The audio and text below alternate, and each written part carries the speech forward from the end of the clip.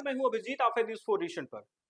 बिहार में वृद्धजनों की पेंशन 400 रुपए से बढ़ाकर 1100 रुपए कर दी गई। जो इस पेंशन पर आधारित हैं, इस पेंशन से उनका रोजमर्रा की जिंदगी चलती है, वो अब परेशान है।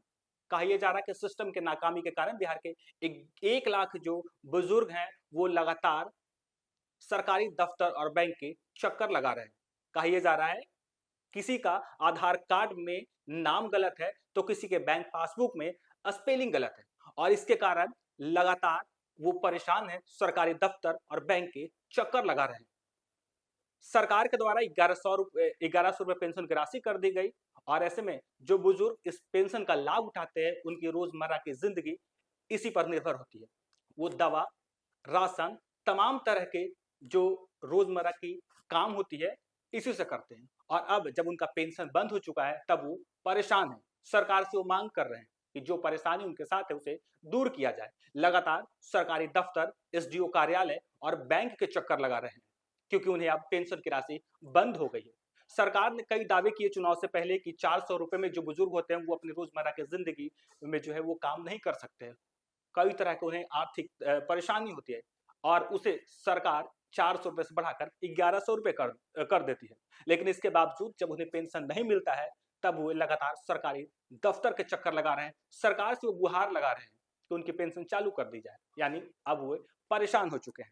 आपको बता दें, बिहार में 400 रुपए से 1100 रुपए पेंशन बढ़ा दिया गया, लेकिन इसके बावजूद अब 1 लाख ऐसे बुजुर्ग हैं जो पेंशन को लेकर परेशान हैं।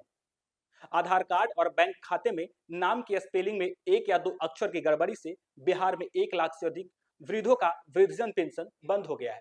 कहीं नाम के टाइटल में गड़बड़ी है तो कहीं नाम में ए 2 बार आ गया है और इस गड़बड़ी को दूर किए जाने को लेकर कोई एकीकृत सिस्टम नहीं रहने की वजह से वृद्धजन समाज कल्याण विभाग के दफ्तर तो कभी एसडीओ कार्यालय तो कभी बैंक शाखाओं का चक्कर काट रहे हैं, पर उनकी समस्या दूर नहीं हो रही है। वृद्धजन पेंशन की राशि 400 रुपए से बढ़ाकर 1100 रुपए होने के पहले 1 लाख से अधिक लोगों का पेंशन सिर्फ इस वजह से बंद हो गया कि बैंक खाते में उनके नाम की स्पेलिंग में उनके आधार कार्ड के नाम की स्पेलिंग नहीं मिल रहा है और ऐसे में अब उनकी पेंशन जो है बंद हो चुकी है। वो परेशान है। आपको बता दें, पेंशन के लिए आधार कार्ड अनिवार्य है और ऐसे में आधार कार्ड के नाम पर ही जो है उन्हें पेंशन मिलता है। लेकिन आवेदन के कुछ महीने तक उन्हें पेंशन की राशि मिली, लेकिन अब बंद हो गया। ना कि त्रुटि 1 से 2 अक्षरों की है, पता भी सही नहीं है, कैंप में इसकी जांच हो चुकी है, पर पेंशन बंद है। आपको बता दें, लाभार्थियों की संख्या वर्तमान में 1 करोड़ से अधिक हो चुकी है। हर महीने संख्या में जबरदस्त बढ़ोतरी हो रही है, पर वृद्धों की समस्या के समाधान को लेकर कोई सिस्टम नहीं है जहां वे अपनी शिकायत कर सकते हैं। पेंशनधारियों का तर्क है कि जिस खाते में उनका पेंशन आ रहा है, उस बैंक वाले ने आधार कार्ड लेने के बाद खोला। इसमें उनका कोई दोष नहीं है, वे जिंदा हैं, इसका भी वे प्रमाण दे रहे हैं, पर उनकी कोई सुन नहीं रहा है।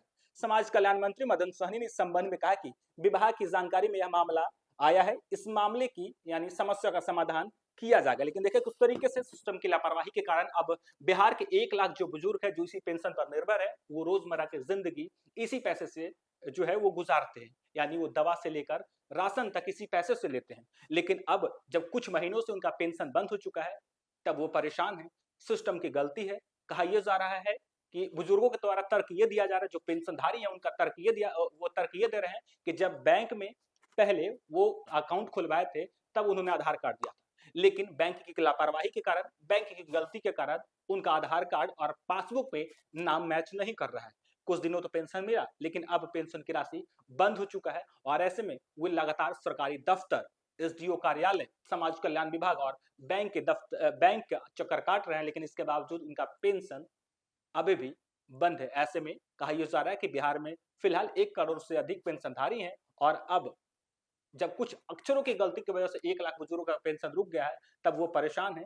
सरकार से वो गुहार लगा रहे हैं। हालांकि इस बाबत मंत्री मदन सहनी ने कहा है कि इस मामले की जांच की जा रही है, जल्द इस समस्या का समाधान किया जाएगा।